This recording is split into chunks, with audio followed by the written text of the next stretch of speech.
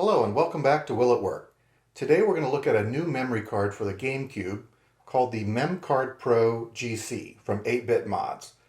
Now this card originally came out for the first PlayStation, and it lets the owner use high-capacity SD cards, as well as features a web and FTP server to manage your game saves, and an OLED screen to display information. This new model for the GameCube has a larger OLED display, and what really caught my attention, the ability to use USB drives in addition to SD cards through this micro USB port. Now the company says that you can use flash drives and hard drives as long as they're externally powered, but that's kind of boring. So let's see if we can get some legacy removable media from the old days to work with the GameCube. Let's get started. Okay, so the first media that I wanted to get with this new memory card was DVD RAM. If you're not familiar with that, it is a type of DVD that works more like a traditional hard disk, and you have read-write access to it, and you can format it into any file system, and in this case FAT32, which the MemCard Pro requires.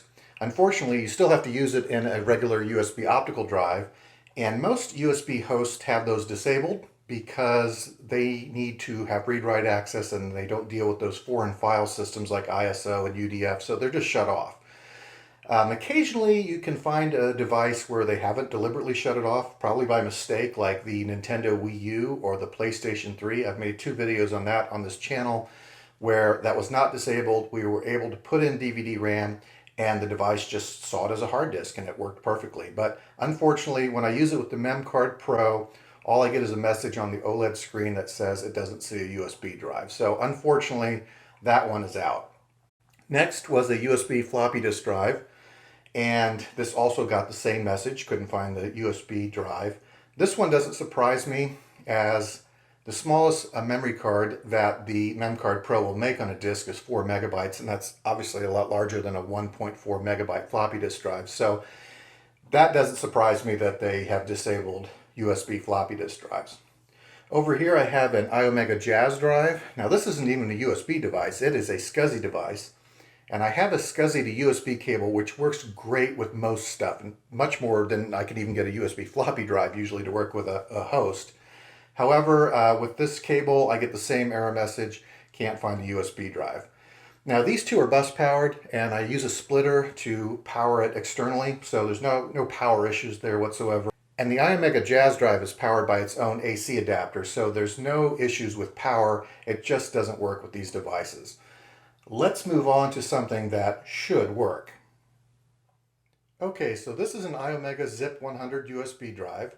It uses the SCSI subclass of USB mass storage, just like hard drives and flash drives, so there's nothing exotic here. And this works with just about everything I've thrown at it. Now it is bus powered, so I have it plugged into a splitter to get power, and the data line is plugged into the MemCard Pro through a USB OTG cable. So let's turn on the GameCube and see what happens.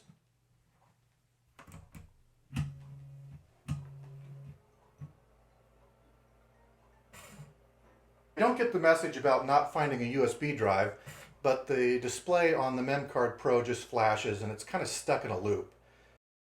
And well, then this happens. It just kicks it out.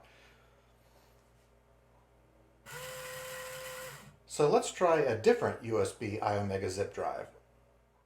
So this is the original USB Iomega Zip 100 drive, and it is AC adapter powered. It does not power it all over the bus, and I've got it plugged in here. While both this drive and the newer one basically work with everything, I have seen some oddities, like the bus powered one wouldn't work on my Xbox Series S for some reason, very odd, and this older one would. So let's try this out with the MemCard Pro and see if we have any better luck.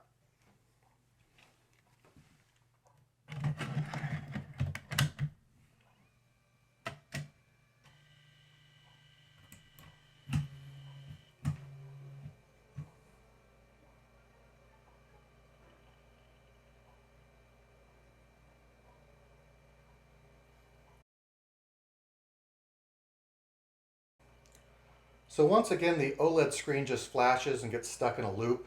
There doesn't seem to be any engagement with the drive, even though I don't get the error message that it can't find a USB drive, and it does not eject the disk like it did on the bus-powered one. But at the end of the day, it's the same story.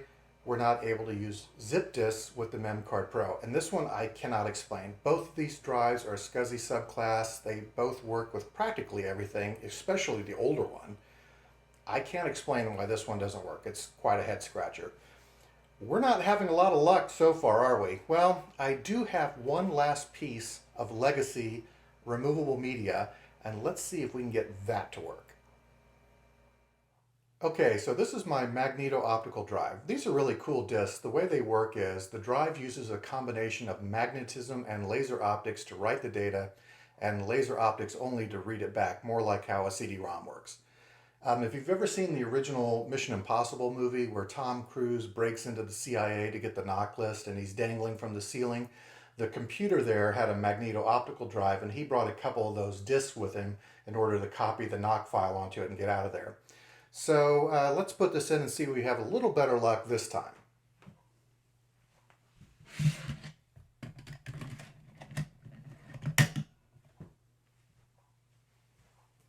Now this drive can be powered over an AC adapter or over the USB bus. I'm just going to use the splitter again to be consistent here.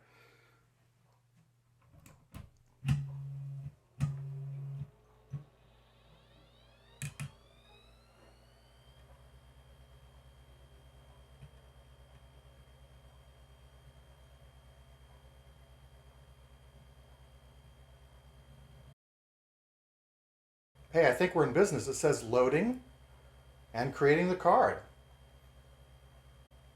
We might actually have a winner here, folks.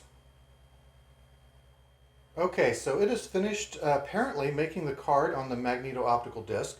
Let's try it with an actual game. Now I wanted to get a game with a large save file so we would see some true activity light action going on and not something really tiny. So sports games are good for that, and I think this All-Star Baseball 2004 makes the largest save file on the GameCube, especially when you save a franchise. It's like 240 blocks or 30 megabytes, and there's other options as well. So let's put this in and see what we got.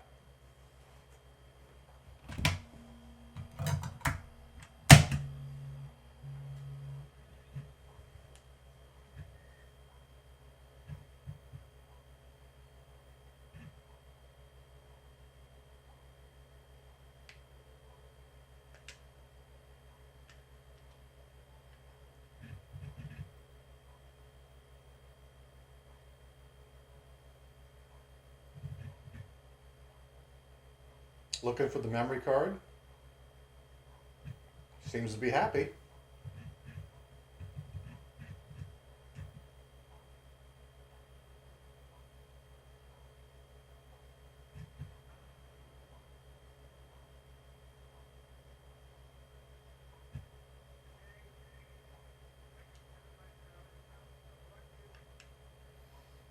Okay. So let's see. In the interest of time, I'll do a new series. It's still large, but not quite as big as franchise. We'll just save the defaults here and save the series. And we're going to put it in that empty slot. And you'll notice, although it's saving, you don't see the activity light on the magneto-optical drive flashing just yet. But watch when the game thinks it's done saving. There goes the activity light. Because I believe what's happening is there's some temporary storage in the MemCard Pro, and that's what interacts with the GameCube, and then once it's done getting all the files, it basically spits it out to either the SD card that you have in there or the USB drive. So that looks like it worked.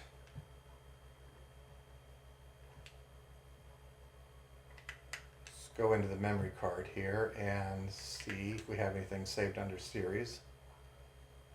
We do, there it is. So let's do this. Let's eject the disk.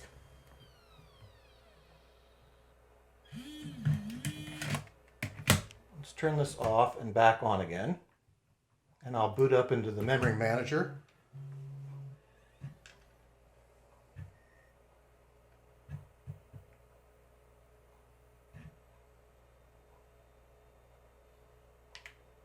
And yeah, there's no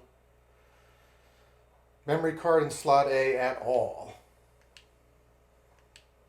So let's turn it off. Let's put the disk back in, fire it back up again, go to the memory manager,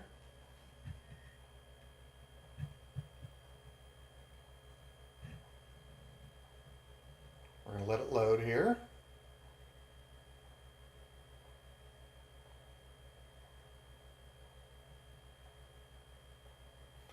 Go down the memory card and go into A, and there is the game save for Major League Baseball 2004. So it absolutely saved that file onto the Magneto-Optical disk.